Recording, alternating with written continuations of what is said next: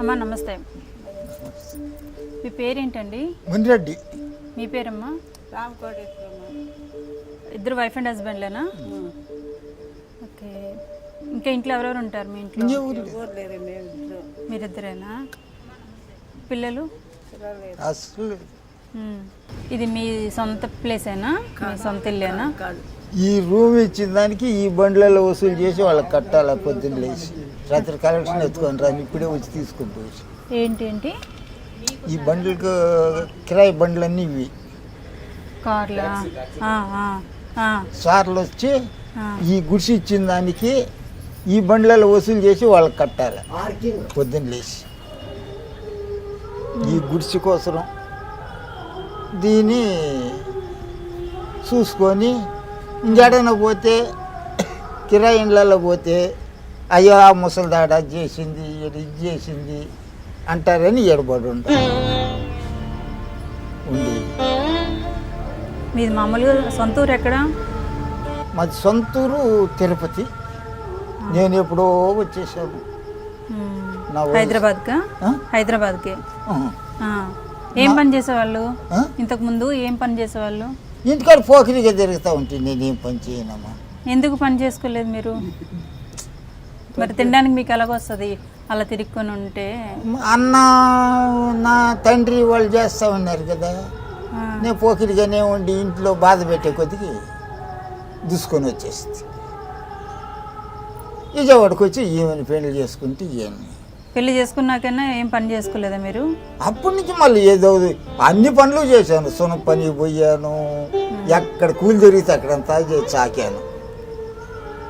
ఆమె ఇండ్లలో పని చేసుకుంటూ ఉండింది.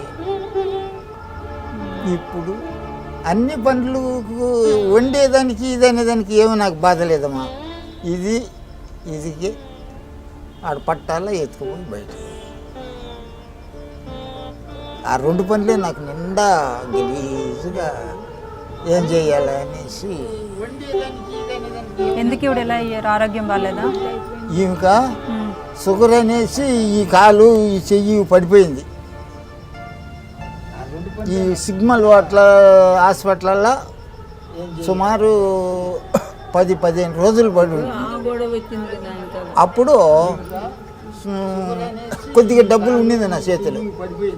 ఒక 60,000 రూకు పెట్టాను.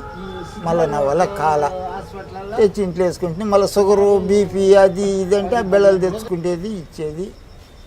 నేనేదో పని చేసుకుని ఆవిడ పనులు ఆవిడ చేసుకోలేకపోతున్నారు. వీళ్ళైతే మీకు జీతం ఏమి ఇవ్వట్లేదు, మామూలుగా ఉండడానికి స్థలం ఇచ్చారు ఇలా అంతే. నేనే ఎదిరిస్తూ ఉన్నాను కదా. ఇల్లు చూడలా ఇంకేడన్నా పోతే నువ్వు 2,000-3,000 కట్టద్దా రెంట్ అంటారు.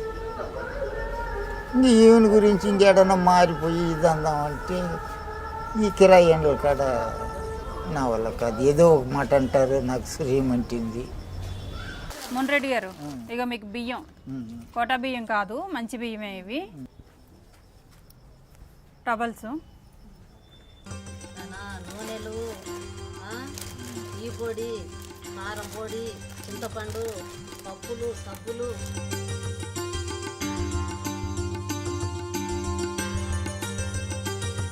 అది రేషను.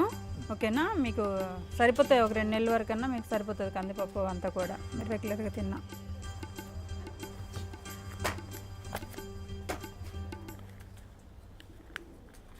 ఇవి 3,000 అండి.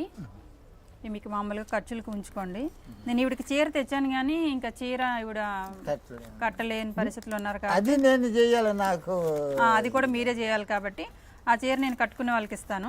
1,000 రూపాయలు పెట్టి ఇవిడికి నైటీలు ఏమైనా తెచ్చండి.